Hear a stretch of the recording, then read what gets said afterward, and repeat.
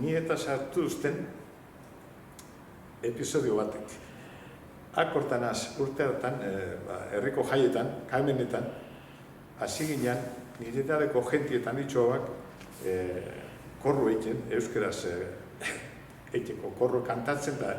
Eta hasi ginen batzuk hor, nire esan dutena ez, Txingorren bigotea, Arezekideko Euskal Herria, Frankoren bigotea da.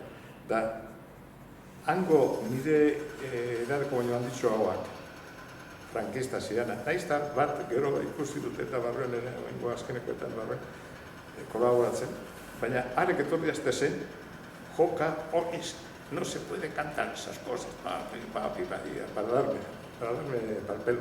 Dorden beste batzuk, inguratu zidan, niko guan dikoaz batzuk, eta a ber, ke? Neuratzen jarri ziren da besteak alde egin zuten. Baina hor zegoan, Luken Solaguren, ja, hilda dago. Da, arek konturatu zan, eta gero harra, puesten aparte, esto es así, da, inbitetan hasiazten eurezekien Elizako torrean sonotzan, Klub Alegrea ditzen zan, ja klub modurezan ibiltzen, baina Zumaldek eta honek erabiltzen zuten como grupo de espología, para la espología de cuevas, da, bueno, berarekin joaten, hacer escalada, hacer, bueno, honek eusek, eta egun batean zuten papel bat erabiltzen zuten, ara ze biduditu zain. Ze berarekin jasen nintzen, Frankoren seri, eta zuti bat, da, orduen zantzen, ni erakordo nago honekin, eta ez ozten, eurekin saltzeko.